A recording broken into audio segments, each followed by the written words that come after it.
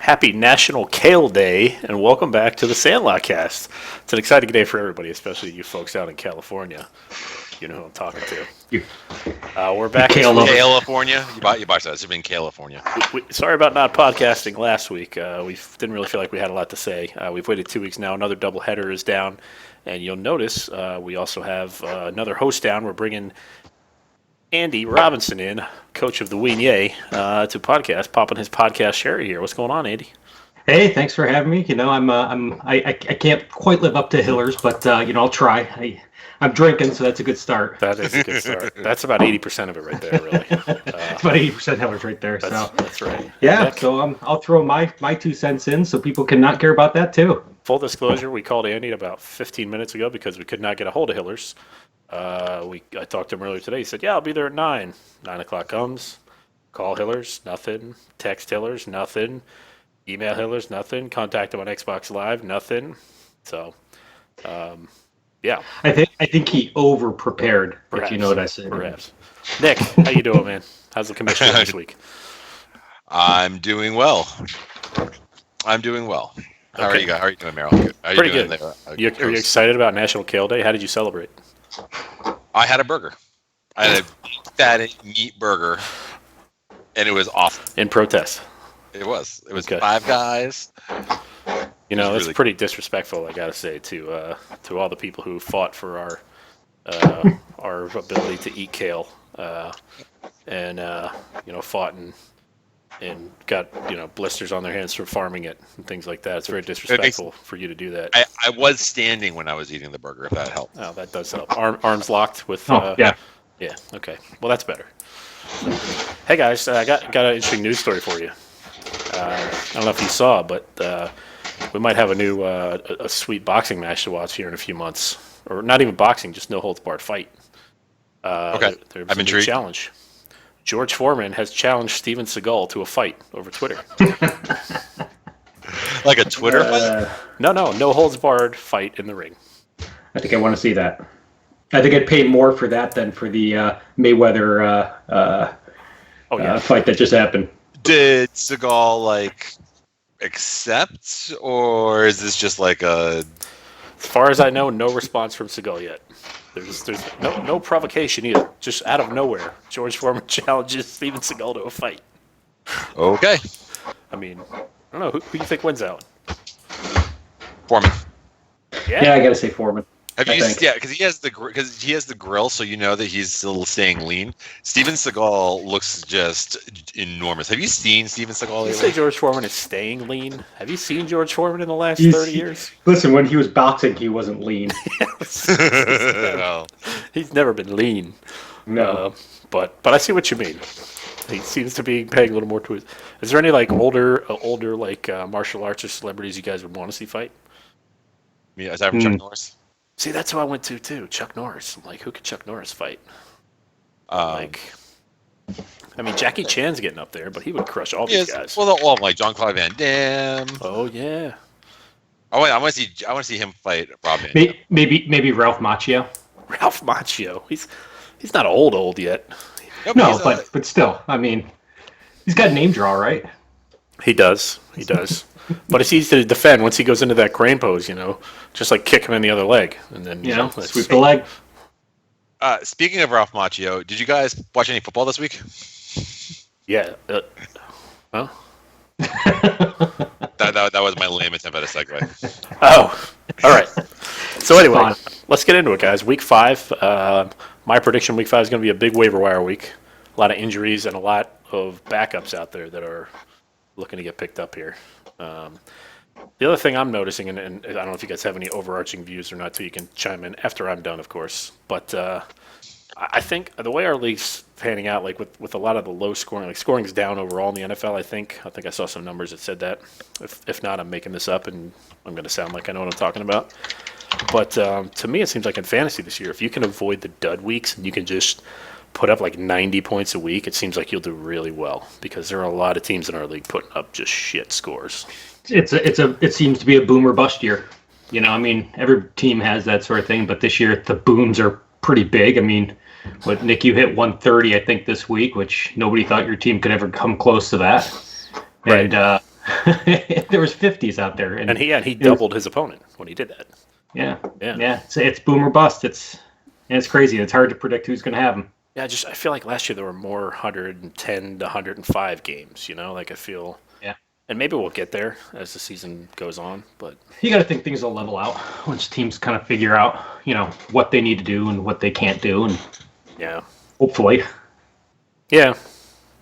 Any thoughts on that, Nick? Or I think that this was supposed to be the week that I kind of was.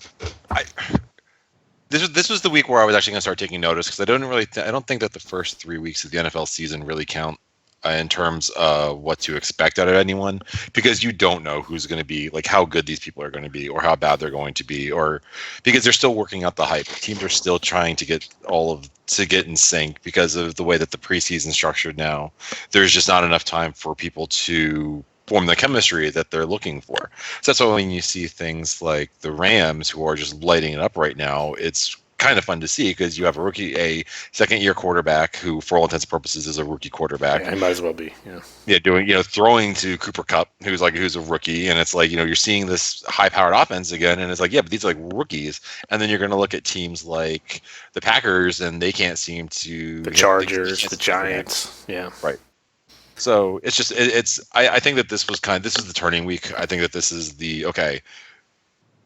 My goal from a fantasy point was, if I can be 500 coming into this point, I feel okay about my season, because this way it's like I'm ahead of the curve. Now that the season's really starting, I've either built up a cushion so that I can lose a lot and feel good but still finish strong, or I built up enough of a cushion that now, as teams gel more, my team solidifies and can start being a powerhouse. Yeah, you're still in the hunt and you can make a run at it.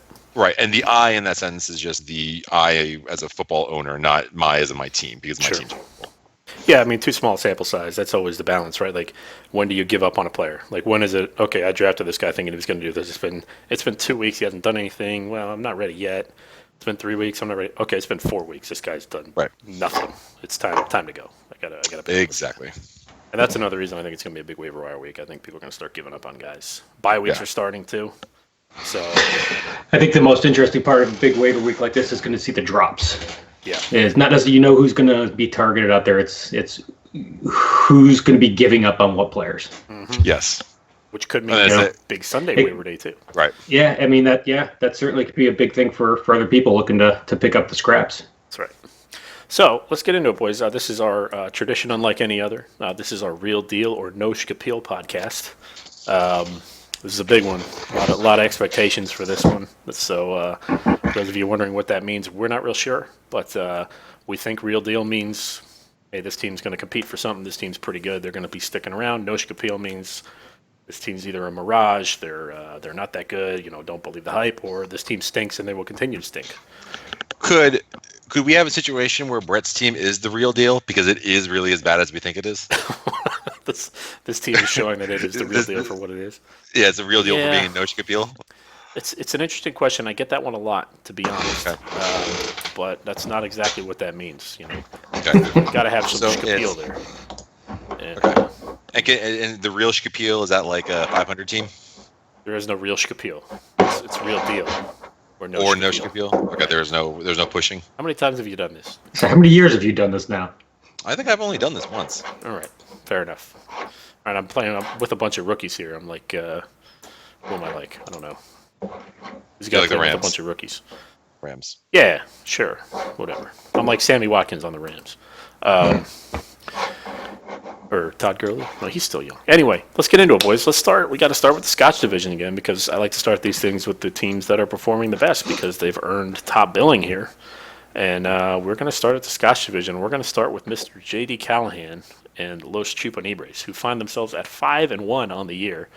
Dropping some trash talk last week on the email board there, saying he's just going to keep on winning, and he sure did. He has now won 5 games in a row. He started 1-1, and now he is 5-1. Pretty impressive. He's averaging 96.5 points per week. That is good enough for second in the league. And he has had at least 91 points every week. So we'll start with you, Nick, JD's team. Real deal or No Schkapeel, and tell us why. I mean, he's right up there in points scored so far, so that alone makes him the real Schkapeel as of right now. Nope, stop. You Did I said butch real it? Schkapeel. There's no real Schkapeel. We've been over this. That's right. Real deal. He's the real. Okay, it's 4 guys. He's the real deal. You act like you don't know what Schkapeel means. I mean, come on. I know. I don't. I don't know what's going on. Such an easy word that makes total sense. I think in terms of like players, I think in the way that the season's played out so far is that there's been a lot of boom or bust players, and there's been a lot of teams that have gone off, but that's just because like his boom players have performed well, and this team and their bad players like there's just too much discrepancy in between all the players, and I think that this is the Frank Gore fantasy football team. Like this is just he keeps plugging along. There's nothing flashy about his team. No one player is going to be carrying him. It's just everyone does their job, and that's what's keeping this team alive. So, real deal. Andy? Yeah, I got to go real deal. I mean, he doesn't have, like Nick said, he doesn't really have super sexy players. Diggs is playing like you kind of hope. Freeman's good. I don't see a Diggs huge is the weakness. number one receiver in fantasy, I think, right now. Yeah, and he doesn't even have his starting quarterback really with him. There's no Lev Bells or anything super amazing on this team. Devontae Freeman's super solid. Dak Prescott's getting it done. And all the way down, you have to start Theo Riddick in your flex or Macklin in your flex. I mean, it's fine, but they're not players that are going to get him 0 points, and hence him averaging 90-something points, and that, especially we've seen this year, that's going to get it done most weeks. So, yeah. It's interesting when you look at the team. You're like, okay, oh yeah, Devonta Freeman, yeah, great. The Stephon Diggs, great. And then you keep looking around. And you're like, well, he's got McCaffrey, but he hasn't really done much. He's got Stewart. He has his RB2 spot is not great, but that spot isn't great for a lot of teams. And then you look at receivers like, oh yeah, Stephon Diggs, that guy's awesome. He's been great this year. And then you look at like wide receiver too, and it's like, well, is it Terrell Pryor? Was it Emmanuel Sanders? Is it who else is he starting? And then like you said, you get to flex, and you're like, well. Wow, Theo Riddick has 17 points on the year through 4 games. That's not great. What are we? So like Dak has been great, Freeman's been great, Diggs has been. I think Diggs is the biggest reason for this team's success. That guy's been. And something small to think about because of the dumpster fire at the tight end. Having somebody like Zach Ertz, who's the number 3 tight end. Shit. I mean, if you can average, I mean, here he's averaging almost 10 points a game. That's probably higher than. I mean, most players are going to be averaging like 4. I mean, so that's straight up 6 points over your opponent almost every week. That's true. No, I think that's something to kind of keep in mind with Diggs. Like, yes, he's the number 1 receiver in fantasy. It is through week 4, so take that what you will. But I mean, he has 50 of his points are coming between playing the Saints and the Buccaneers, like teams that aren't the best when it comes to defending the secondary. So, and his schedule doesn't get. True. He doesn't look to have like that much of like the Bears. I don't know how good they are on defense, like or especially defending like in the secondary. But I mean, it's like the Packers, the Ravens, the Browns aren't like horrible at it. The Redskins seem to have magically turned a corner on defense. Rams, Lions. I mean, the Falcons are the next game that you expect him to have a big game, and that's not until week 13. So that's playoffs. So I'm going to push back a little on the defense. There's no defense there that really scares me to start a wide receiver against. No, but there's no defense on there that's the Saints or the Bucs. Right. Maybe the Browns. Yeah, but well, I don't know. He's getting the targets. He just put up close to 10 points against the Lions, who are statistically the number 1 fantasy defense in the league. With Case Keenum throwing the ball, like I think that says a lot about him too, right there too. Yeah, I was just playing devil's advocate there. So I mean he's solid. He's top. I don't think any of us think that Stephon Diggs is going to finish as the number one receiver in fantasy. So I'm with you there. But my biggest concern for his team is injuries. See, I think this team. Well, yeah. I think that this team can weather the injuries because everyone's the same kind of tier. Yeah. Maybe. Yeah. And I think like Deshaun Jackson, like he hasn't even started him yet, and Deshaun, like they're still trying to get that sync down. Like, what's his name? Yeah, and if that Panthers offense he's ever gets going, he's just overthrowing him right now. Like they're trying to get Deshaun the ball, it's just they're not in sync yet. So yeah. So yeah, I'm going to say real deal as well here. I mean, like you guys said, there's no real weakness. This team's been one of the most consistent, at least 91 points a week. How many other teams could say that? I don't know that any can. So yeah, real deal for sure. 5-1. Not only that, but he's 5-1. I mean, he's just got to win. He's basically got to go 5-5 the rest of the way, and he's in the playoffs. So nice job, JD. EBS is our next team. They are at 4-2. They are averaging 88.2 points per game. Puts them in 7th place for average points per game. Now again, stipulation here that I didn't really take out doubleheaders or anything for that. Okay. But we'll start with you here, Andy. What do you think of Anthony's team? And keep in mind, he gets very offended when we talk bad about his team. So, I call him. He's going to be a real deal. I don't think it's by a huge margin. He's got 2 quarterbacks that I think he's probably has a hard time now with Stafford playing the way he is and the amount of points he's totaled. And Ryan, he's going to have a hard time deciding between the two of them. When going into the year, I think he probably thought that, hey, Matt Ryan said it, forget it. Montgomery, you don't know what's going to happen with that. That's a problem for him. His running backs are going to be an issue, but he's far from the only one with that as an issue. But when you got a team with Antonio Brown and Michael Thomas is now really turning it on too, those two can carry him. And he was able to pick up Evan Ingram, who looks like a real get there, so he could have some solid, play out of the tight end as well. He's going to be able to average enough points to get it done. Yep. It's a real deal from Andy there. Nick. Okay, I want to play devil's advocate here for you real quick, Andy. I just want to ask you this question. Let's say instead of being 4-2 right now, he is 2-4 and 3rd place in this division. And right now we're talking about the duplex because they're higher than him. Because Anthony did only score 80 points this week, barely 80 points. Mm-hmm. And he won both of his games because it's Anthony, and that's what he does is he gets the worst teams on doubleheader weeks. So let's say that he scored 74 points this week. Okay. So Anthony just came off a doubleheader week. He scored 74 points. He's 2-4. Is he still the real Schkapeel? Yeah, if real you're looking no at such the thing as schedule. real Schkapeel. One more time. I asking. I think that's what the question is because we're looking at this now because he's the second team and he scored this and his team's so good, but he should be 2-4. He's not, and that's fine. Yeah, he should be. He should be 2-4. Listen, you got 2 solid choices at quarterback. Abdullah is getting the carries. I think he had 20 rushes last week, and that's honestly that's all you can ask for nowadays out of running backs is just getting the carries. You don't know what's going to happen with Montgomery, but if that turns, he looks like he's not crazy injured. But again, Antonio Brown is number 1 receiver in football, and Michael Thomas, the way he's playing and the way Drew Brees is playing specifically, he very easily could be he could have the top 2 of the top 5 receivers in the league. And that can carry you. Okay. We've already seen that can carry you. I'm not disagreeing with what you're saying. I think that as long as he stays healthy, he's fine. But but like everyone else, you were wondering how much record factors in, is what you were wondering, basically. No, right? record doesn't factor in on this. Factors into when we're talking about this particular real deal and no deal aspect of it. Okay. Plus, he's averaging 88 points, and right now, with the way the league is going, 88 points. It's middle of the road. It ain't terrible. And he's had some bad shit.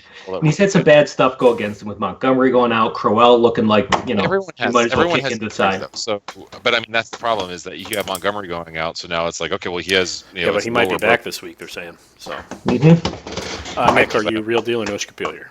I'm still going to say real deal here because it's better than, he's not a non-playoff team. So given the option that's, and if everyone's healthy, he's the real deal. I just wanted to, kind of throw that out there that. Sure. That's all. You don't feel as strongly about this as you do some other teams. I hear you. I'm going to also say real deal here. He does have 2 good QBs, I think, like you said, with Matt Ryan, Matt Stafford. I think he picked up Stafford just thinking he'd be a trade piece. I know he's been throwing him around to, I don't know if you've gotten any offers for him, Nick, but he's offered Stafford to me for a few different things. So I think he he's Leonard Fournette. Yeah, and then when I said no, he said, well, how about Zeke? And I was like, okay, this conversation is going well. I don't think he said that. Did he really? It was Fournette anyway. It was Fournette? Really? Yeah. Oh, wow. Okay. Yeah, but Abdullah, like Andy said, man, getting the carries. Like the one thing he's had some injury problems, and with Riddick there, we weren't really sure he's going to be the guy, but he looks to be the guy now. Like you said, Evan Ingram, his targets have been 5, 7, 7, 11 So his targets are going up every week. He's as that offense at least starts to move the ball a little bit. He seems to be a major part of it. Now on the bad side of things, Jaquiz, who has kind of been relying on, has now kind of lost that job. Doug Martin's back this week. Isaiah Crowell, like you said, hasn't done anything, and Kyle Rudolph hasn't done anything. Now he could probably deal one of these tight ends with one of his quarterbacks or something, but it's pretty hard to trade a quarterback and a tight end. It's hard to get the value you think you're going to get out of those. Right. And then the other thing I will say is his point totals. He started with 108, and he went to 89, and then he went to 73 and 74 the last 2 weeks. So trending kind of down. That said, I think Anthony also gets some owner cred here because he always seems to find a way to win and get himself in contention at least. So, Right. I'm going to say real deal. Okay, and just to say, like, even if he turns it on now, I guess, yeah, no, that's fine. Never mind. Go ahead. Okay, next team, Duplex, is 3-3. Last podcast we had them, I think, is number 1 consensus in our power rankings, and he's lost 3 in a row. He's now 3-3. He is averaging 79.2 points a game, which is good enough for 10th in the league. Somebody IM'd me after watching that podcast last time and said, yeah, he didn't believe in Duplex when Duplex was sitting there at, I think they were 3-0. And that person is one Andy Robinson, who happens to be on the podcast today. So, Andy, real deal or no Schkapeel here? I don't like it. No Schkapeel. I think he's got a lot of things, unfortunately, going against him. Terrence West looks like he might not even carry the ball moving forward. He does have Duke Johnson, who's playing well for them. But the problem is we're not a PPR league, so I think he's losing on a ton of points with Duke Johnson. But, not the end of the world. And then C.J. Anderson, next year. Hang on to him. Yeah. C.J. Anderson's playing really well. That's great. Good job. But, I mean, you don't necessarily love the running backs there. It is what it is. Now Derek Carr's out. You have to start Tyrod. You never know with Tyrod. It's an up and down week with him. I mean, yes, he has the rushing yards. That's great. But, I mean, go ahead and try to sleep at night saying that Tyrod Taylor's your starting quarterback. I'd be Doesn't okay with feel that. good. I'm just throwing that out there. Yeah. But you're the guy with Aaron Rodgers, so that's the difference, I think. And his receivers are a lot of just guys in the middle of the road, and his golden player, which is not Golden Tate, of Amari Cooper is just. I mean, he looks like he needs to sit out for like 3 weeks and get his head right. Amari Dropper. Yeah, I don't particularly care for it. I just don't think that the consistency is ever going to be there on this team. I don't see it. And Jordan Reed plays 5 games a year, Okay. And then you start him, and then he gets you nothing because he's hurt, and like last week basically. So, Nick, I should have started with you on this one, Nick. Sorry about that. No, it's fine. No, that's fine. I'm just going to say ditto to what you said. You have Tyrod Taylor, which is fine. Like I wouldn't mind having Tyrod Taylor as my quarterback. You're going to have EJ Manuel throwing to Amari Cooper now, so I can't imagine that's going to help his. It's not going to get better. That's not going to help his completion. Although it can't get much worse, to be honest. Cooper has been much worse. It can't get much abysmal. worse. and it honestly hasn't had much to do with the quarterback there either. He's dropping half the passes that get thrown his way. And Crabtree's getting a lot of targets too. So. The problem is they're hitting him in the hands, so that's the problem. Can't do that. Yeah. But yeah, I mean, with Adams going out now too, that's not a. I think it's just going to be a tough hill, and I think even Denver is kind of getting into more of a committee too. I think that they're maybe not leaning on CJ as much as they were before, especially after Charles showed that he can still be Jamal Charles last week. So maybe CJ's touches go down a little bit, and so I don't know. Yeah, I just ditto to what Andy said. Sure. I'm going to say so. The good with this team here. I mean, Tyrod's interesting because he's never somebody you're excited to have a quarterback, but at the end of the year, you look and he's always the top 10 quarterback, and he has been the last 2 years. He does kind of, especially with our league, who interceptions are worth -3. A running quarterback is worth a little more to me in that because they negate those interception points, right? He's going to get you 30 to 40 yards a week almost in rushing, and that kind of negates one interception, right? If you get that, so that's where I think Tyrod shines. So. Good there, but he might be able to deal one of these quarterbacks to get something else. I'm not sure. Again, that's another guy trying to deal a quarterback for a starter, which is tough to do. I will say, like you said, Duke Johnson, great, but Devontae Adams, man, that that was put on him. That was freaking dirty, man. That guy should be put in jail. It wasn't. I think it was if you did you. After seeing the hit, I could actually almost say that he wasn't actually aiming for the head. Like, it was just a product of him dropping as he was going. Wasn't what he was aiming for. Is how he dove in. Well, with his head. He's like freaking Bill Goldberg diving in head first. Oh, okay. That was brutal. But yeah, the main thing with this is, what player are you scared of on this team? What player on this team do you not want to face? And to me, I look at this team and I'm like, yeah, okay. I feel like I can go into a matchup with this team and look at my lineup versus theirs and feel pretty good that I'm at least even, if not better. Or in some case, double.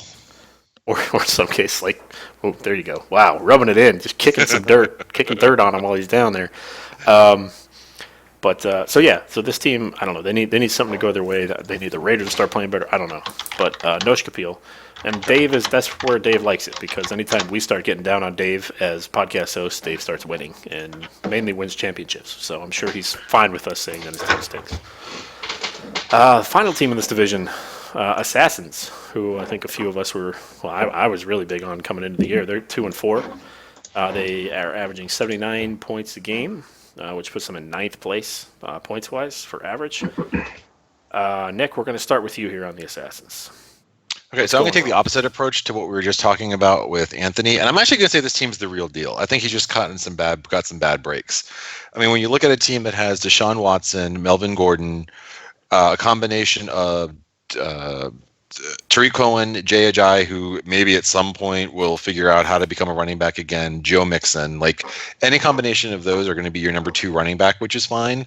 But then we have Brandon Cooks, Larry Fitzgerald, Jordy Nelson, and Tyrell Williams as your wide receivers. Like, your flex becomes your RB2 at that point, because your wide receivers are going to be that much better than everyone else's, that your weak spot is your RB2, because your flex is actually better than what your running back is. Jason Witten is who he is. Like, I think Jason Witten is like a top 5 tight end this year. Yeah, but that was only based on like the first 3 weeks. I know, but that's how bad tight end has been. 2 weeks, the first 2 weeks. Yeah. Well, Austin Hooper's a top 10 off of 1 week. Yeah, it's tight end has been a freaking dumpster fire, dude. In short, the summed up version is just I think that seems the real deal. I just think that it's caught some bad breaks. It just needs the NFL to kind of finish knocking the rust off and can keep going. I think if he would have started Deshaun Watson last week, he would have gone 2-0, and I think he went 0-2 instead. So, it's crazy what that'll do for a team, and that would also have upped his average points by quite a bit too. But Andy, what do you think of the Assassins here? I'm going to say No Schkapeel, but I'm going to say only by that much. So I tend to agree with Nick. Schkapeel-ish. Looking at this team, Mariota is, he is what it is. He dominates against crap teams, and he can't play against good defenses. But, hey, you got Deshaun Watson. That looks like a great draft pickup for him. I'm very concerned about Jay Ajayi. I'm concerned about that entire offense and his knee. They said he could get, so many receptions and everything. They're taking him out in third downs. I don't know. I would be very concerned there. Tariq Cohen, now that people know that's how Chicago moves the ball, is he going to keep up? Melvin Gordon looks like Melvin Gordon of 2 years ago. He looks injured. I think that can turn around. That's fine. Joe Mixon, with his running backs, he doesn't need them right now, and that's a good thing, because he doesn't look like he's going to get anything with them. He's a running back who is praised for his patience, and they have no offensive line there, so he doesn't get time for patience. So I don't know if that'll turn around. To girlfriends. Yeah. Oof. Too soon. But hey, that being said, he's got Jordy, he's got Fitz. They're going to give him the targets that he needs. Cooks, I'm not as high on Cooks, even though I'm a Patriots fan. You're going to have to play him every week. You're going to get those 25-point games with him, but you're going to have to suffer through the 3-point games with him, and that's what happened. So that happens on a doubleheader week. Boom, you lose 2 games. So that's the nature of Brandon Cooks. So I'm saying No Schkapeel at the moment. The right to change that down the line. I think he's just barely into that range. Okay. I think real deal barely here. I'm I'm going down with the ship, I think. But Deshaun Watson, since he started, I think he's been the best quarterback in fantasy football for the last 3 weeks, if you just count those, which is pretty awesome. Melvin Gordon, I mean, you say he looks like Melvin Gordon 2 years ago. He's had 3 13-point weeks and a 2-point week. So, I mean, that's pretty good. Yeah. And he seems to be the focus there. Like, I know Brandon Oliver's there, but and Gordon's kind of dinged up, but they're really focused with their new coach, with Anthony Lynn. They're the new coach. He's a former running backs guy. I think he's a former running back, actually. That's what I mean by running backs guy. He likes running the ball, man. And Phil Rivers looks freaking done and washed up, so they're going to have to run it. And Joe Mixon, man, I can't help but think that. I mean, he seems to be getting a lot more touches now. Now that they've got the new offensive coordinator, but I don't know, it just hadn't happened yet. So anyway, I think this team's good, if not for the wide receivers alone, like you said, Nick. I mean, Jordy Nelson, Brandon Cooks, Larry Fitzgerald. That's 3 solid receivers you can feel pretty good about starting every week. So real deal. Not at the top of real deal, but I still think they're going to compete. I think they got better things coming. So if the playoffs were to start tomorrow, though, so far we have 3 playoff teams from this division. So technically we can only have 2 more real deals. That's not how I define real deal or no Schkapeel. That's how. Oh, okay. Yeah, I would say playoff competent. They could be in that mix. Okay. Yeah, to me, like, playoffs come down to who starts the right guy, on a certain week. Like, it's not whose team is necessarily better. A lot of times, it's there's so much up and down in this. It's who's going to be competing there at the end, who's got a shot at it for me. Sure. So switching off to the bourbon division, and since Merrill, you're at the top of this, I'll go ahead and start, and we'll finish up with you. Andy, why don't you go ahead and lead us off with the Hitmen, who are currently 4-2. Averaging 95.2 points per game. 95.3? No, that's 0.2. That's third in the. That's third overall for average. Third overall. Okay, third overall. Why don't we go ahead? I could actually give more stats about whether or not I think he went 2-0 this week. Did he go? Yeah, that's right. He went 2-0 because he was worried about losing to a 25-point kicker again, and his guy scored one more point than 27-point kicker. So. Why don't you go ahead and start with the Hitman? 27-point kicker. Andy, not Merrill. I'll call it real deal. Looks, he's got the number 1 running back right now. You got to feel like that. I mean, you'd think that's not going to keep up, but it's so far kept up. So having an Andy Reid running back is not a bad thing to have there. Carlos Hyde, well beat up. He's a tough guy. He's going to stay out there. He's got to be losing an arm, it feels like, for him to not take the field. Obviously, the weak point is Carson Palmer. You don't love it. He's put up 62 points this year. That's fine, when you have Kareem Hunt to make up those points. Doug Baldwin looks good. That offense looks like in Seattle, they have no offensive line, so they're going to have to throw the ball as much as possible, especially now that they lost Carson. So he's going to get the targets. Keenan Allen looks good. Injury risk, but, everybody's got those. And then he's got Beckham. So, I mean, he doesn't need crazy depth in the running back position. He's got his ass covered with Char West, who I'm not sure is the handcuff to Hunt or not, but he has Matt Berea as well. So, he looks like he's got some safety valves there too, so it's not a terrible thing. So I got to go real deal. I agree. I think the real deal's fine. I think that he's got his handcuffs locked up. It's going to come a little bit tough when it comes to bye weeks, but I mean, luckily his bye weeks don't come until the end of the season. I just kind of disagree with Carson Palmer. I think that he's slowly coming along and becoming not the Carson Palmer that you probably expected, but at least a much better fill-in for while he waits for Luck to come back, who. By all intents and purposes, could be back next week, not for this week, but for week 6, like he was targeting.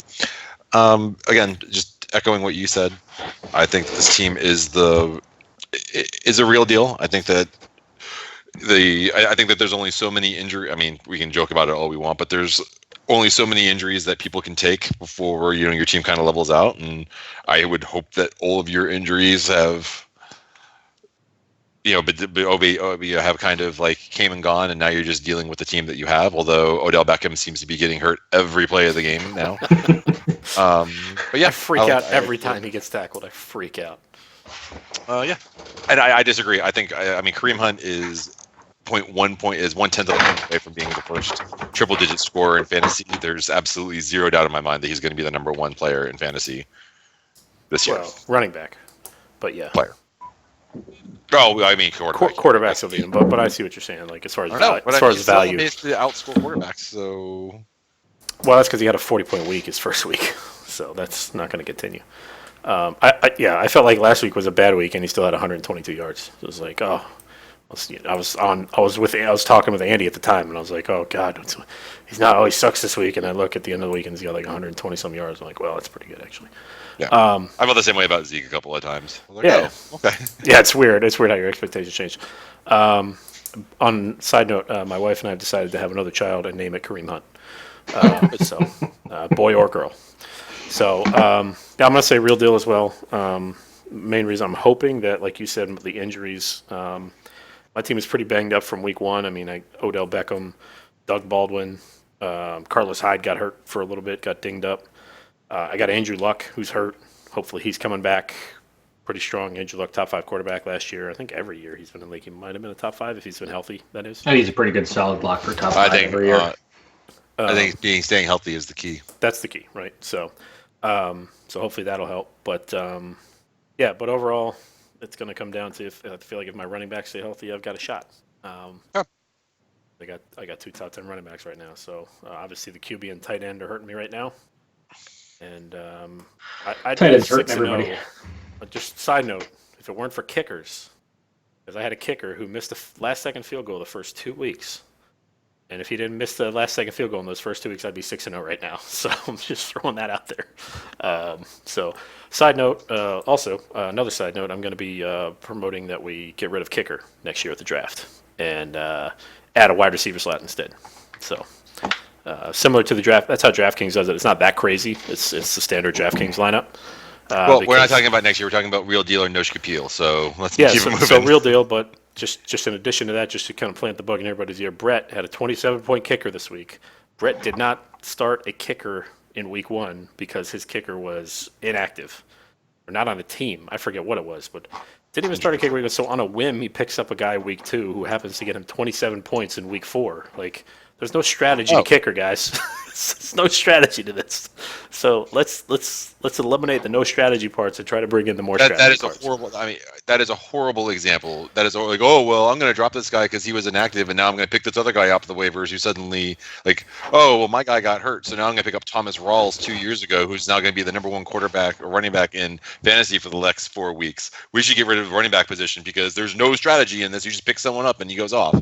That's a horrible. That is a horrible analogy to me. You're right. Brett probably knew that guy was going to kick 7 field goals in week 4. You're right. He probably knew that. He probably knew the Rams were going to get stopped just inside our field goal range and not be in a position where where they want to go for it on 4th and 1, or not be in a position where they can actually score a touchdown, but be far back enough to where he gets 4 points for the field goal instead of 3 points for the field goal. I mean, I could see how you could see how that's going to happen and how you could predict that. Andy, let's move on. Anyway, you're right. We'll get into this another time. Wigné is our next team. Wigné at 3-3. Talk about weathering a storm early. No pun intended.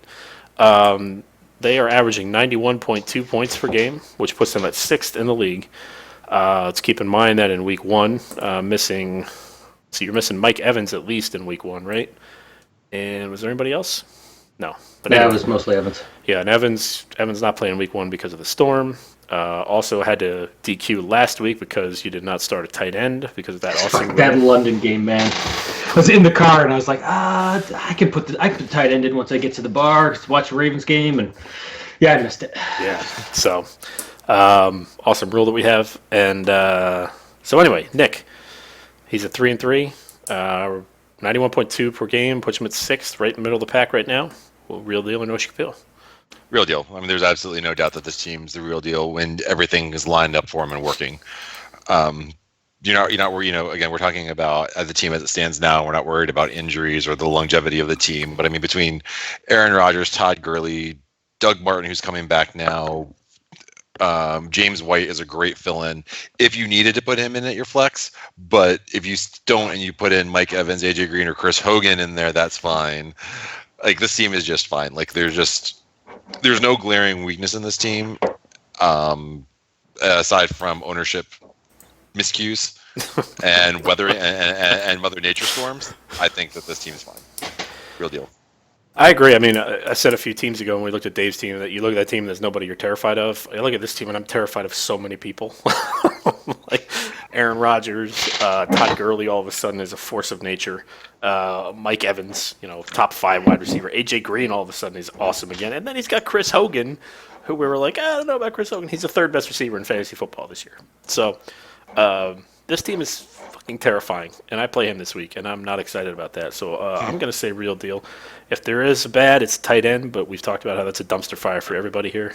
So Right. Not too worried about that one. And I guess maybe lack of RB depth, but who doesn't have that problem? Like Alex Collins is getting more carries. Chris Carson's leg is pointing the wrong way. Not ideal. But he's pretty much 4 deep at running back right now. Like I feel like Alex Collins is a guy you could plug in and flex and be not too upset about. So He's a bye week guy. yeah. So As long as he hangs onto the ball. real deal Maybe. for sure. Andy, tell us about your team, man. What are you thinking? Yeah, I think it's the strongest team I've had. I kind of decided this year I want to do a little bit of stars and scrubs, and a couple of those scrubs have kind of paid off for me, so I can't complain there. I wanted to make decisions this year. I'm the weak part of my team every year, and it's the decisions, so I didn't want to make decisions. So, Rodgers is Rodgers. I'm thrilled to have him. Some of the running back pickups I've had between Chris Carson, which unfortunately that went the other way, like his leg. Alex Collins, great fill-in guys. Not gonna have to start him hopefully. McVay kind of looks like he's turned around the Rams. I personally, I am now fully on board with Gurley. There was a point there where I was kind of really like, I don't know. Do I try to sell him when he's high? But it looks like he is He's catching passes now. Yeah, that's huge. It's huge. Yeah. I mean, he's getting crazy targets. He's getting, the last 2 weeks, 7 targets, 8 targets receiving. So I'll take it. James White can fill in. He has for me. And then, receivers, I got 2 plug-in just automatic start receivers, and then I have to figure between Randall Cobb and Chris Hogan. And I kind of look at up to this I don't point. think that's an issue anymore, man. I think it's Hogan. No. I mean, it's Hogan every week for at this point, and I still have Marvin Jones sitting there if I ever kind of needed him. So, I feel real confident in my team. Like you said, tight end's a dumpster fire, but it's a dumpster fire for everybody, but basically Nick. So, I'm happy. I think How good it could have been. 3-3 after the week 1, and then my bumbling of week 2, and then. I was almost afraid to lose the Hillers last week to the end of that Kansas City game with the touchdown. Touchdown. It's like, oh my! I was going to quit fantasy football if Hillers beat me on that touchdown at the end because it's just the Hillers' way to win the game. That game was insane. Like, But couple things on that one. So gambling-wise, that made the over happen for scoring. So like it was under the over-under at that point, and then they scored that touchdown. That made it over. That also allowed the Chiefs to actually cover the spread, that touchdown. And then the fumble was credited to Chris Thompson, which means how many fantasy games probably turned on that. The fact that the fumble was to Chris Thompson. Not only that, the Chiefs picked it up and ran it in. How many people started? the Chiefs defense has probably started in a lot of leagues. Crazy. That last play, meaningless play, affected so much. Unbelievable. There's a lot of people probably breaking their TVs on the end of that play. Yeah. Patty Van Winkle is our next team here. He finds himself at 2-4. It's weird to see this team at 2-4. I will say he's at 92.3 points per game, so that is in 4th place points-wise. He has had the most points against, so he's been a little unlucky in that factor. He has not had Evans' luck in that. So we're going to start with you, Andy, on this one. Looking at Patty Van Winkle, formerly Evans' team here. What do we think of this team and where they are right now? Real deal or no Schkapeel? This is a tough one. I think if there was a push in this, I think this was the team that would be a push for me. If I have to go one way or the other, I'm going to go real deal that he'll be there coming into the last weeks of the year. He's got some flashy players up there, but he's dealing with a lot of pretty bad injuries here that very well could really sink his season. Julio with a hip injury, you never want to hear that about a physical freak like him who, that's such a key part of what he does. Forte has been out even when he's in. Do you want to play him? No. McCoy has been not great, I feel like. Let me check his 15, almost 16 points week 1, and then, he hasn't done what he probably expected out of McCoy, and Miller's been Lamar Miller up until he played Tennessee last week and he put up bonkers numbers. There's not as many players in this team that scare me as they once did. This team last year sitting like this is absolutely terrifying. With McCoy and Miller and but it just doesn't scare me like it did last year. So again, if there was a push in this, I would make this a push. He's right on the middle for me. Nick? We've had enough real deals that this team just is a no Schkapeel at this point. I don't think that this team, all the teams that we've talked about so far are good, and even the teams that aren't, we were just talking about who was that's 2-4, and as a real deal team. Watson, right? Yeah. Like I think Watson's 2-4, and that's a real deal team. So I think coming in with like a team like this, where I get that you're a new owner to this kind of format, Patty, and you've done a great job of starting this team. But I just don't think there's just not enough star power here to build it to kind of like come back strong enough with this team to compete with everyone else, with the other teams that are the real deals. I don't think Drew Brees is great. LeSean McCoy's fine.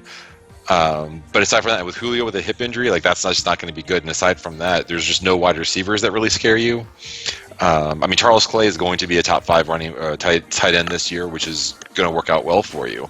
But after that, Lamar Miller has 50 points on the season because he scored half of them last week, and he has 2 more games against bad rush defenses for the rest of the year. And after that, he's playing like the Chiefs and the Seahawks and the Rams and like teams that are good at stuffing the run. So there's just not really enough going on with this team to, I feel, to cross that hump to be a real deal. But I think there's probably a couple of pieces that you can trade to build yourself up to be in good position for next year. So we got a split. We need a tiebreaker.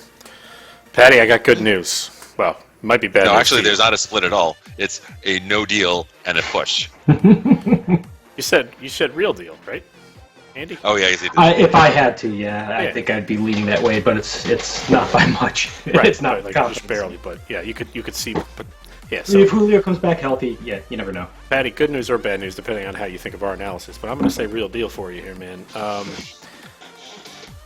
Like I said, you've been a little unlucky in points against. Had the most points against. I don't think that continues. I think there is some regression to the mean there. You're averaging 92.3 points a game.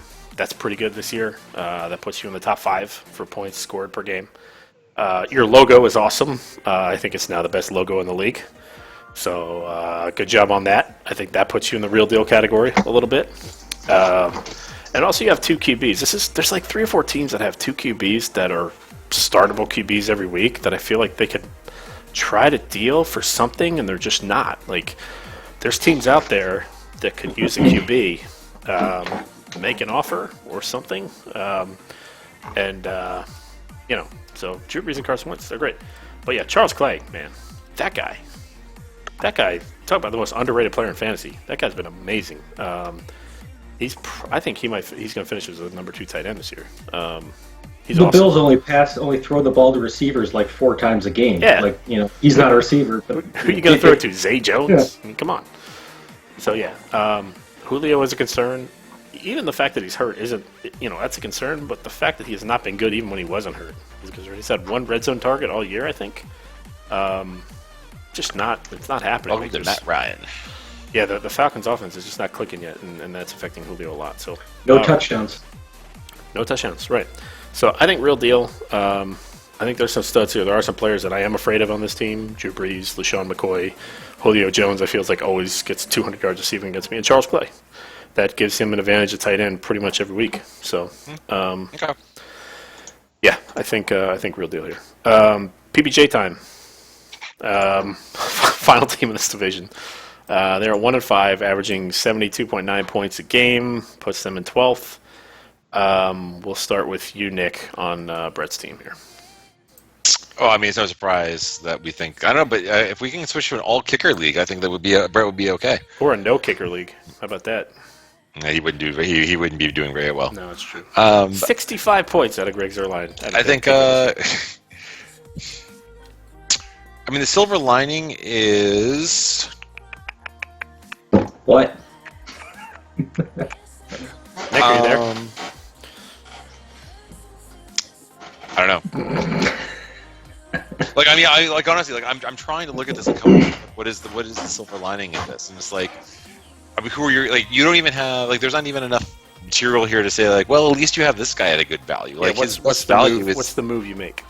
You know, like, Devin Funches for $1 is his best play. I mean, Alshon Jeffrey's doing well. I mean, that's still his, like, you know, that's a player. ride or die, That's, man. that's still, like, I mean, like, he doesn't have that, like, overpriced player. Maybe Demaryius Thomas if the Broncos can somehow turn it around. Marshawn Lynch maybe if he can turn back time in the next 8 weeks. Everybody just thought of that song in their head. I know, right? So we're not gonna. Yeah. All right. If I could turn back time. It's like, and maybe like trading Russell Wilson away to that team that actually needs a quarterback who can give you something cheap that's a potential keeper that they don't need. Like, Yep. I don't know. So no Schkapeel. No Schkapeel. Andrew. I gotta agree. No Andy. Schkapeel. Andrew. Whatever. Too many Andrews and Andys going on, man. His quarterbacks are fine. You know, Russell Wilson's been actually, I mean, other than week 1, Russell Wilson's been great for you. Been great. Once they've kind of decided that they have no offensive line, he has to just scramble all over the field all year. It's like on You the know, playground. that's fine until he busts an ankle, but, you know, you're fine with them. Your running backs are just, it's a dumpster fire, and it's getting worse week by week almost. It feels like, you know, Lynch's carries have gone from 18 to 12 to 6 to 9. It just, you know, it feels like he had it earlier, and as that team goes, so goes him. So as they're not playing well, he just looks like he doesn't want to put the effort in.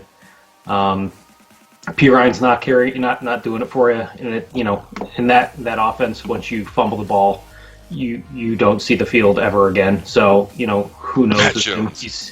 He's been in the doghouse. Unfortunately, Danny Woodhead got hurt for him too. That looked like that could actually have played out pretty well for him. Yeah. That hurt. Devin Funches is fine right now with the tight end there is out. I mean, he got seven receptions last week Against the Patriots. I mean, yeah. I mean, his biggest. I could go for 50 yards on the Pats.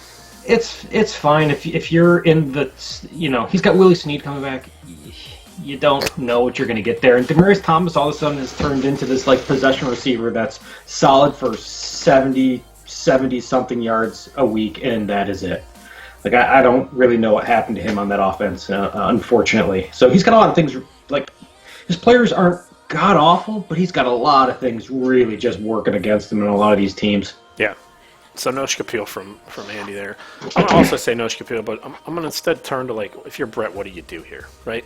So clearly it's not happening this year. You're at 1-5. You've got nobody really that, you know, is popping, who's really going to get you anywhere. I guess Russell Wilson, but, you know, that's not going to be enough to get you where you want to go. So you got to start thinking about next year here. And what do you have that's going to help you next year? What pieces do you have that you can trade? So there's a few, right? Russell Wilson is obviously one. There are teams out there looking for a quarterback. 2 of them are on this podcast, potentially. Actually, maybe not one anymore because Andy Dalton's a beast now. But Russell Wilson is a guy you can deal, right?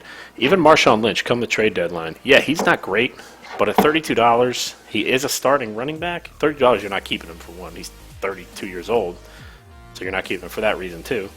But he's a guy you can maybe deal for, a guy who's hurt this year and might be coming back next year, you know, that you can get for cheap. Just somebody for some depth on a team. You're not going to get much for him, but you might be able to deal for some depth, maybe a depth keeper for somebody, right? Demaryius Thomas. Guy's got to go. Got to trade him. He still has value. That's not a guy you're going to want to keep for $30 next year, and he's a guy who, one of the most valuable guys on your team. You need to deal him to try to get something. And then even Jimmy Graham, that's another guy you can try to deal.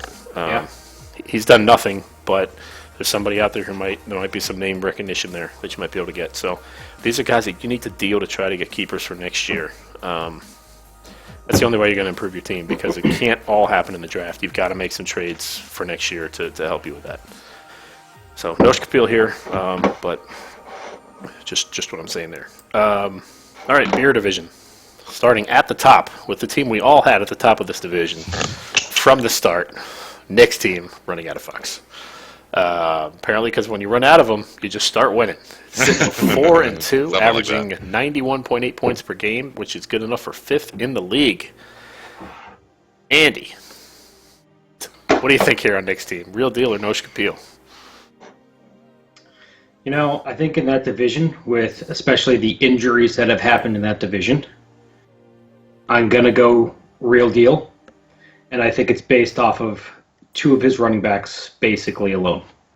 Zeke is a monster. Fournette looks like the real deal. And even when they're down in games, it was my big concern with Fournette is when Jacksonville's down, is he going to get the ball? And he does. So you just start those 2 each week, and they are game-winning type of players, and he's got 2 of them on running back, which, at the beginning of this year, there was only one other team who had them, and he lost one of them. So, this is the only team with these type of running backs right now. Andy Dalton looks like he's going to be serviceable moving forward. Looks like they've kind of gotten some stuff worked around in that offense. You never quite know. If I were Nick, I would try to get some depth there at quarterback if I could. Likely through free agency, especially when players start getting dropped after bye weeks, because I wouldn't feel comfortable with Andy Dalton being my only quarterback. Receivers, he's got a lot in a wash there, to be honest, and picking the receiver to start each week is not going to be easy for him. But when you got Gronk doing what he's doing, he's your number one. He's basically your number one receiver, essentially. So. That's not going to hurt you. So I think Gronk on your IR. No, it's not. I'll tell you when it comes to me. All right. He is. He's not on the IR. Right now he is. Yeah. So with kind of some of the players dropping like flies in this division, this team's healthy and picking up Smallwood. That was a pretty good pickup off free agency. That adds some running back depth in case something happens there. So I don't hate this team nearly as much as I did, say, 3 weeks ago. Yeah, the world is upside down here. Nick's running back core is carrying his team. Cats and dogs living together. This is crazy, man. Zeke. First of all, Zeke, he didn't even think he'd have him right now, right? When he drafted him, he's like, I'm not gonna get him to week 7. That's why he has Darren McFadden on his team. Who's been inactive. Yeah, he's just sitting there like a bump on a log. He's like, oh, drafted Zeke 38. That's gonna be great for the 7 games I have him this year. Boom, he's starting week 1. So. That's helped his team tremendously, right? Fournette, like you said, panned out. We all thought he'd be pretty good. He's been pretty good. Gio Bernard, solid flex play. That's another running back. And then Wendell Smallwood, like you said. Now that Sproles is down, Smallwood's just his target share is going to go up. So the weakness of this team is the receivers. I think it's the biggest weakness of this team. It's really weird for a Nick team. But Jamison Crowder, my God, what happened to that guy? He was so good last year, and he's worthless this year. They missed Sean McVay in that team in the worst way. Yeah. Your receivers, you have no top 30 receivers on your team at all. Not one. Your best receiver is ranked number 43 in our league. I know. And that's Martavis Bryant, who is not a guy you want to depend on as your number one guy. So no, it's not. I don't know. Maybe there's a deal for a running back for receiver that you want to do. I don't know. But it's been working, so maybe not. I'm gonna say no Schkapeel here, just because I can't give everybody a real deal. I think Grunt gets hurt at some point, and I worry what happens to this team when that happens. And I just don't think there's enough. I think depending on Andy Dalton and this receiving core, I don't know that the running backs can carry it far enough. So I'm going to say no Schkapeel. Sorry, Nate. That's fine. No, I totally agree. My team is no Schkapeel.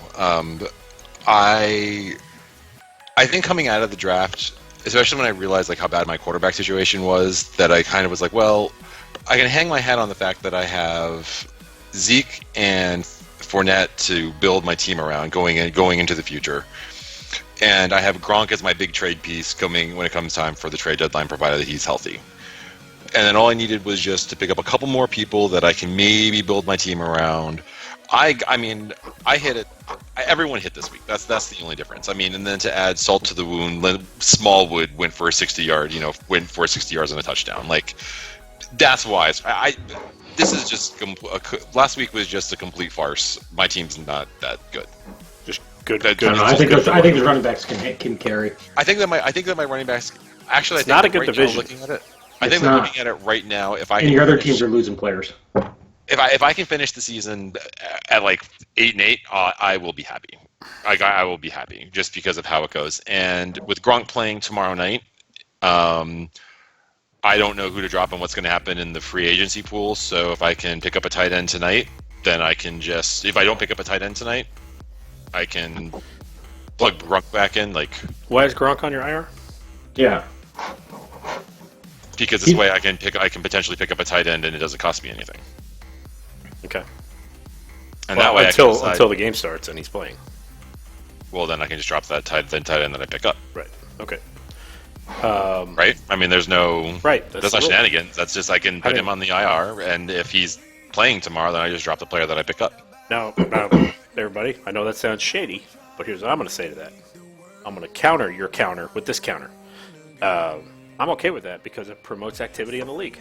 This is solid roster management, solid ownership. Look, he can do that. He puts himself at a little risk. If, for instance, he forgets to do that on Sunday and he's still got a tight end when those games start, bye-bye. You're going to want to start a tight end. Yeah. I mean, yeah.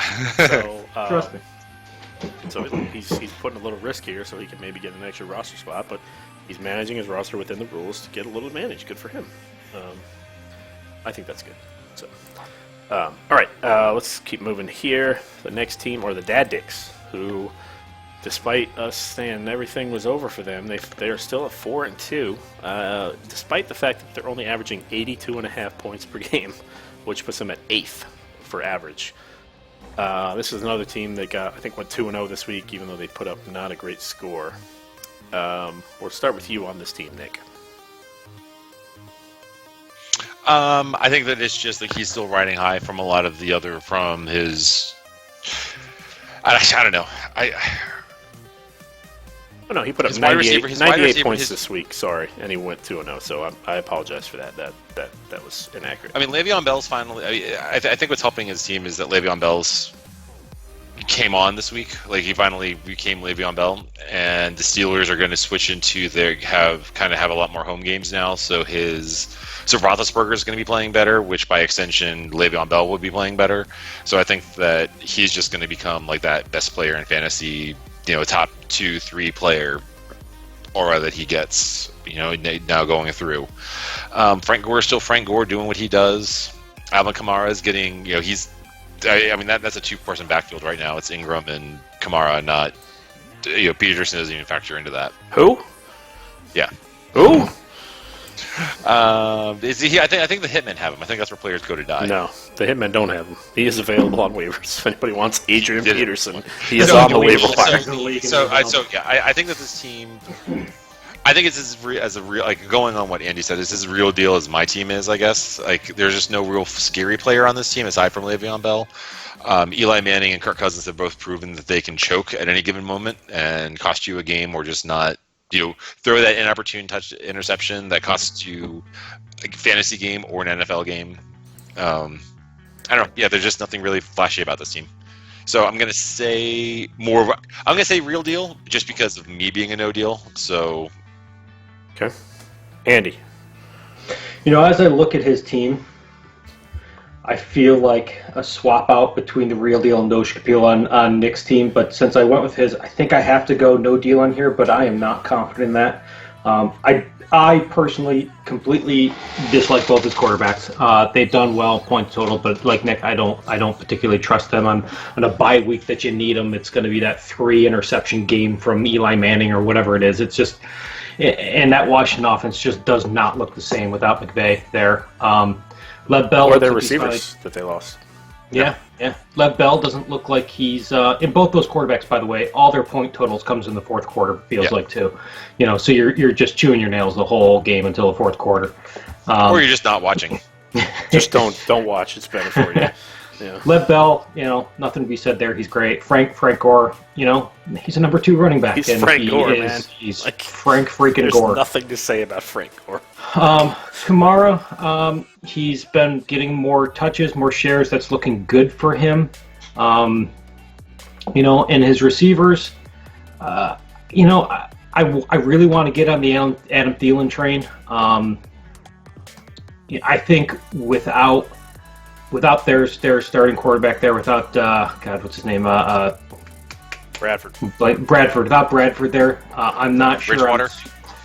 I'm not sure I'm super confident in him, and his point totals kind of bear that out. He went bonkers week 1, and then he's been sort of okay since then. Devontae Parker, I want nothing to do with the Miami offense at this point in time. I just don't. He can get points for you, fine. You can gamble on that. I don't want it. Also, same thing for San Francisco. Garcon has gotten a lot of targets, but I just don't want anything to do with that offense personally. And Hopkins is, there's nothing to be said about Hopkins. He just gets, 43 targets a game, so that's solid for him and good for him. Last week targets this year, dude. It's insane. They just had nobody else to throw the ball to. It seems like. But to be honest, on top of that, good for him. He was able to pick up Cameron Brate last week, got him a touchdown, 14 points in the tight end position. You can get 14 points at your tight end. It seems like that's going to get you a pretty good head start. Yeah, that's a win in that matchup. Just about every week. So, I don't love those receivers. He's got Lev Bell, and nothing else really flashy around that. So, do you have anything new to add to the conversation, Merrill? I will say, I'm going to say real deal. Alvin Kamara is what I'm going to add to the conversation. I think his participation in that offense has gone up every week. If you look at his targets, you look at his points, you look at his yardage, you look at his usage. He's filling that. Remember when Darren Sproles was on the Saints? Yeah. Getting all those points. That's Alvin Kamara now. They call it that Joker role. I think they call it on the Saints. Like he's filling that role, and I think that's going to be great for him. I think Chris Thompson's going to be on waivers in 3 weeks. He picked him up. Like Chris Thompson is like the number 3 running back in fantasy right now. Unfortunately, Grimes did not get any of that because he picked him up last week, and then he did nothing this week. So like, it's like the most worthless 60 points or whatever you're ever going to see in fantasy sports, which is really weird. But I will say this team's trending upward a little bit because they started out week 1 72 points, then they went down to 61, but the last 2 weeks it's been 91 and 98. So I'm going to say real deal here because a few reasons. I think Cousins is starting to get better every week. That offense is going to gel, get a little better as their chemistry grows. And I think DeAndre Hopkins with Deshaun Watson, I think that he's going to become kind of that elite guy again. And if that happens, this team could be a little scary. So, real deal. Look out for Grimes. Hiller's Fake Football, our next team. Former host of this podcast, Chris Lewis, finds himself at 2-4. He's actually in a pretty depressed state right now. He was so happy about his team 2 weeks ago when he put up like 130 points. He was like, "I have the greatest team ever," and now this week he's like, "I'm thinking about fire sailing." It's crazy, but he's averaging 100.4 points per game, which is the most in the league. So he can still put up points mainly because of his quarterback, I think. But we'll start with you, Andy, here. Real deal or No Schkapeel? I'm going to go No Schkapeel here, and that decision probably would have changed for me back on Sunday. I think Dalvin Cook is a big part of this team. Tom Brady is, he's solid for almost 25 points a game after that week 1 debacle. He's got a lot of extra points actually sitting in Alex Smith right now. That is a big opportunity for him to trade off. I feel like some of these teams that need quarterbacks are going into some of these bye weeks. I mean, he's a guy that you want at the minimum a bye week fill in. Blunt, he's done better than I would have expected. When do you ever feel good about starting with Garrett Blunt? I know. Yeah. Jordan Howard, I don't buy into the Chicago offense. I just don't. I've never been a Jordan Howard guy. I just don't think his running backs are anything really special. They're just sort of average and okay. And then you get to his receivers who look at the names at his receivers, and it's this kind of wash of players. Crabtree was generally okay until all of a sudden now he lost the quarterback for 2 to 6 weeks possibly, plus he has rib injuries. Faith in EJ Manuel? I've seen him play football. I'm not sure he's good at it. T.Y. Hilton could come back. That very well could be a bit of a turning point for him. So I think at this point, hopefully Hillers is on his knees just praying for luck to get back and make T.Y. Hilton relevant again. I know he expects that. I know I tried to target T.Y. Hilton a week or two ago, and Hillers was on to it, and he knew what he had moving forward when luck gets back. And Sammy Watkins, yeah, he's great. Looks like he's got 30-something, 33 points. That all basically came off of 1 week of football. So, I don't think he has enough to carry him through some of these pretty major injuries that he currently has.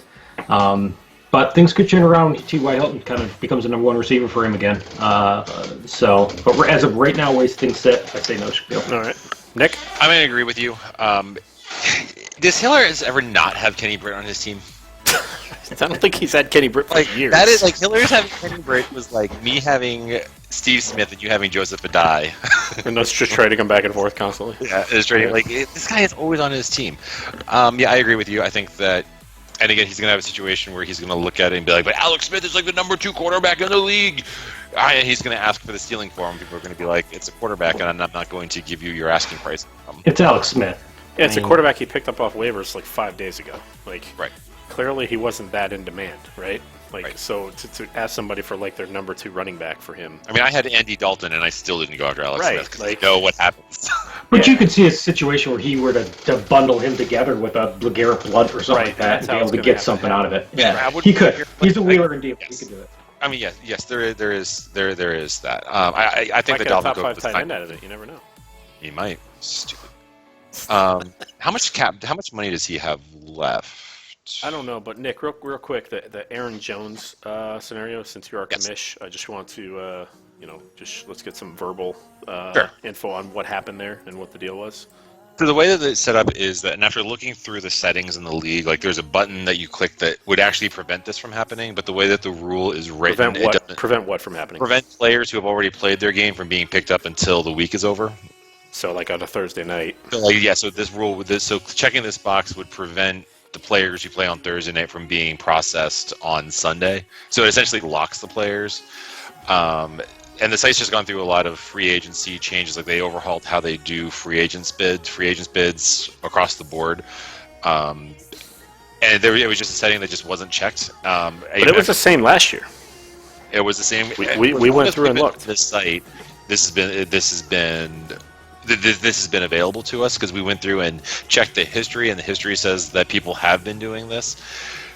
While we frowned upon this, and there was an unwritten rule that said you can't do this, but that was more because we had the site to be able to back us up, so it was never actually written down anywhere. And given that people had already done it this year and the year before, I could just say, "Oh well, I can't make an example of Hillers because of what he did, just because someone caught it." Like this is there. Yes, there was precedent, but there was no real clear-cut rules saying this. So something to add to when we do the blow-up next year, not the blow-up, when we switch to convention, the standard league next year, I think it'll just help get the Constitution in order, stop making rules that don't make sense to anyone, make sure that our site that we use is 100% accurate. Let's just, we're going to use this just to make sure that everything is clean cut and good to go. Yeah. And to what you were saying earlier, just to get this back to football so we can get this over with. T.Y. Hilton coming back would be fine, but I don't think T.Y. is going to be enough.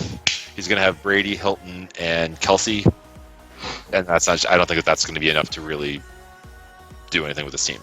So no Schkapeel.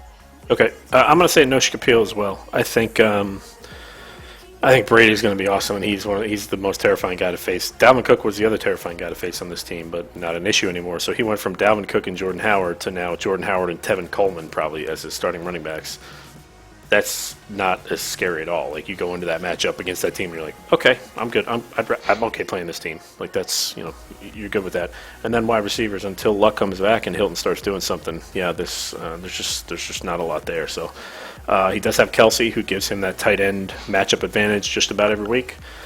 But what do you do with Cook? Do you drop him? $54. I mean, you drop him or you just roster him and try to keep him for next year because you already have Julian Edelman on your team. You keep him for $57 next year? coming off I an mean- ACL.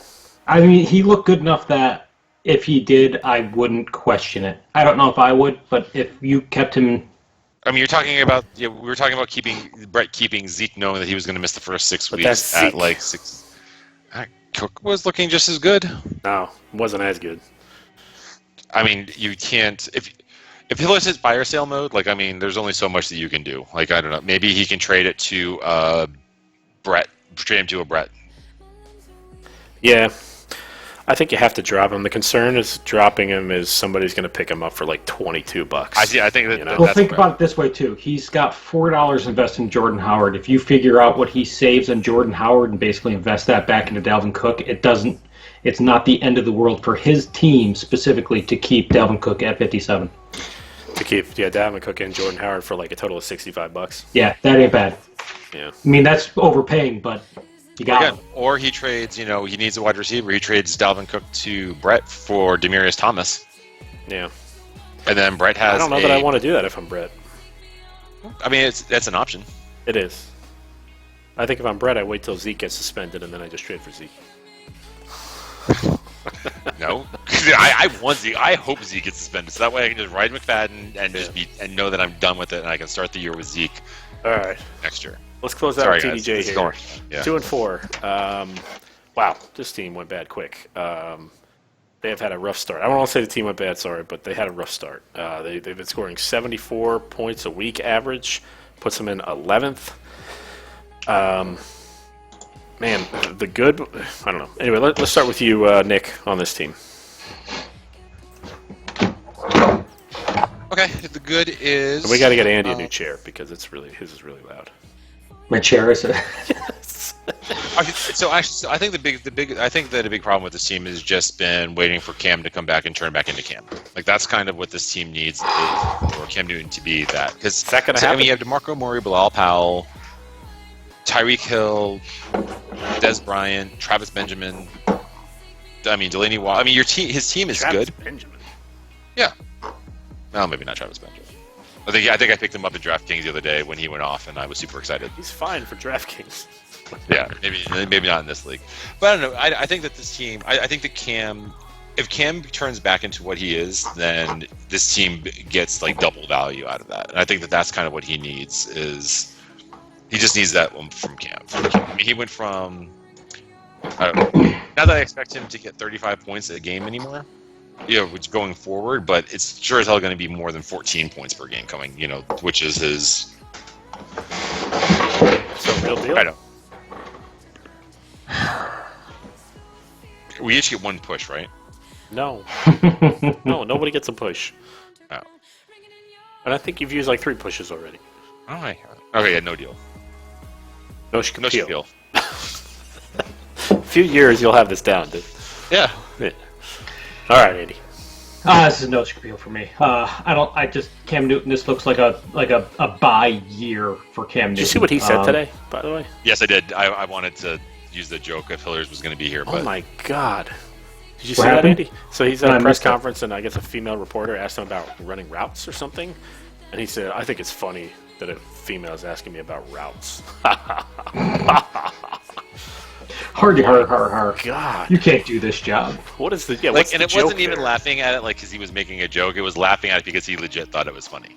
Yeah. And apparently, it got a lot worse in the locker room once the cameras got off. I mean, so the joke there is because females don't play football, they can't talk about routes. So I guess, adding on to that, because anybody who doesn't play football can't talk about football and the technicalities of it. Is that what he's No, like? that doesn't work like that. Oh yeah, what a. We're watching a different game, didn't you know? I that? used to like that guy. I'm starting to. I've been turning on him the last year or two. He's a super nice, happy guy when they're winning. I feel Yeah. like.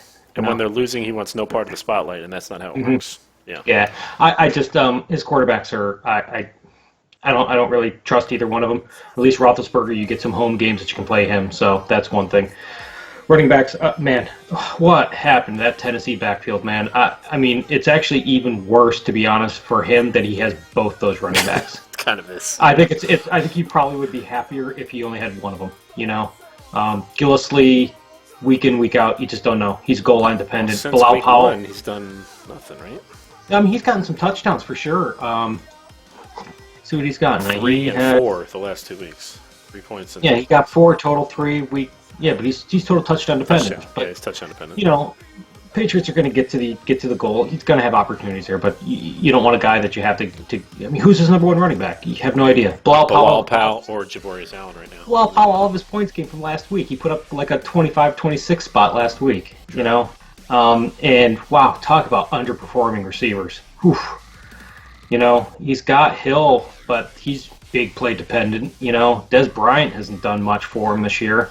I just don't see a turnaround. I see that a lot of these players are just kind of in a bit of they're in a funk, and I don't see a case where they turn around on a regular basis. You might get some good games here and there. He's a guy who could upset people pretty late in the season, I feel like, with this roster. But I think he's going to be too far in the hole if that point comes. The last 3 weeks, this team has scored 63, 44, and 56. Any team that can put those 3 scores up in a week, I can't give them real deal at this point. He's had 1 week where he scored over 63 points as a team. That's brutal. So that's going to be no Schkapeel for me. It's not working. Cam does not look good. I mean, he had 1 good week against the Pats. Everybody has a good week against the Pats. I think I could throw for 260 against the Pats. Running back's not great. DeMarco Murray doesn't look good, but they're not willing to turn it over to Derrick Henry. So that's just a dumpster fire. Like you said, Bilal Powell 1 week. The Ravens' offense, Javorius Allen, the Ravens' offense looks terrible. Alex Collins is encroaching on his touch share there. And Dez is, I guess he's fine, but he's never really clicked with, it seems to be getting better every week. He's never really clicked with Dak Prescott. Right. So maybe that gets better. I don't know, but he's not the old Dez when Romo was there, man. And Tyreek Hill's like the new Deshaun Jackson. You know, it's like, 1 week he's 16, the next week he's 4. It's like, just not working. So, no Schkapeel here. This team is vastly underperforming. So let's get the power rankings. All right. We'll start with Nick here. Nick, Okay. show the new guy how we do our power rankings from 12 to 7. Off the top of your head. Okay, let's see if I can do this right. All right. All right, so I have no surprise to anyone here, and this is all good. This is all just now going to go completely against everything that we just said for the real deal No Schkapeel, apparently, because that's how the conversations go. So why is that? Like, how do you do real deal No Schkapeel versus how do you do your power rankings? Teams that I just want to go against. That's your power rankings? Yeah. Okay. I think it's just teams that I think that I could beat on a basis on their current state? in their current state. Okay. So it's PBJ, Assassins, 11. TDJ, EBS, Dad Dicks, and then myself. Okay.